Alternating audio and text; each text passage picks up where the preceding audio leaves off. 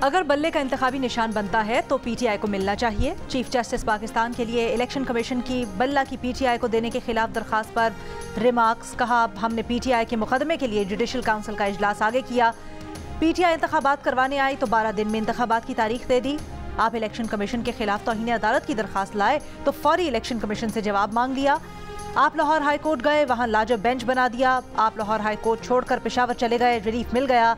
अब और क्या करें? फोरम शॉपिंग का लफ्ज़ इस्तेमाल करना नहीं चाह रहे थे।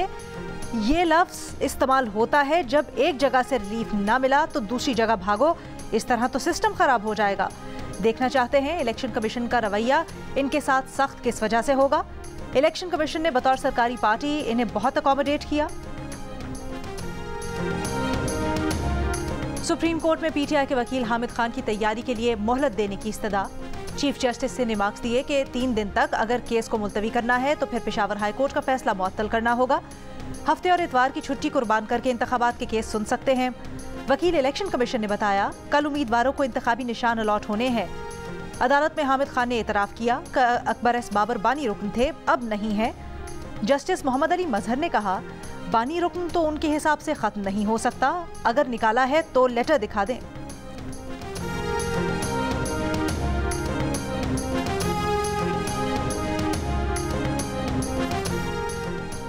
इंट्रा पार्टी इलेक्शन और बल्ला न देने पर पाकिस्तान तहरीक इंसाफ का इलेक्शन कमीशन के खिलाफ तौहीन अदालत केस। पेशावर हाई कोर्ट ने इलेक्शन कमीशन से 16 जनवरी तक जवाब तलब कर लिया, नोटिस जारी। पेशावर हाई कोर्ट ने इलेक्शन कमीशन को पीटीआई का सर्टिफिकेट वेबसाइट पर शाये करने का हुक्म दिया था।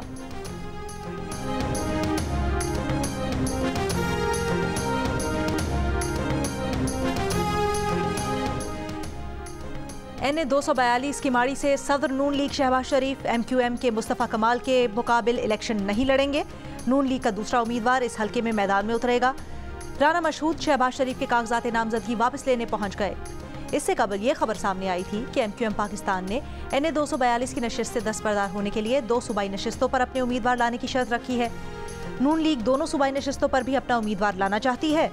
MQM पाकिस्तान और नून लीग के दरमियान NA 229, 230, NA 231 और 239 और इसकी सूबाई नशिस्तों पर सीट एडजस्टमेंट हो चुकी है।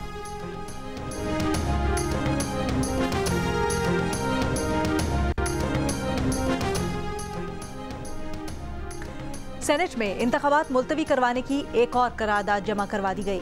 आज़ाद पार्लिमानी ग्रुप के सेनेटर हिदायतुल्लाह की जानिब से जमा करारदाद में कहा गया है कि सिक्योरिटी चैलेंजेस के पेश नज़र इंतखाबात 3 माह के लिए मुलतवी किए जाएं। इंतखाबी उम्मीदवारों को निशाना बनाने के बढ़ते वाक़यात में मुसलसल इजाफे पर गहरी तशवीश है।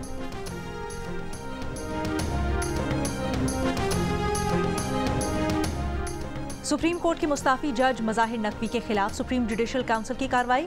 इजाजुल एहसन और जस्टिस मुनीब अख्तर के फैसले की वजह से 15 फरवरी तक मुलतवी।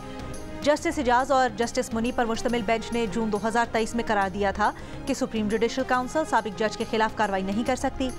इजलास के दौरान अटॉर्नी जनरल ने सुप्रीम जुडिशल काउंसिल को बताया कि वफाकी हुकूमत ने आफिया शहरबानो केस के फैसले के खिलाफ अपील दायर करने की हिदायत कर दी है, जिस पर जस्टिस काजी फायजीसा ने कहा कि फिर सुप्रीम जुडिशल काउंसिल की कार्रवाई इलेक्शंस के बाद तक मुलतवी कर देते हैं।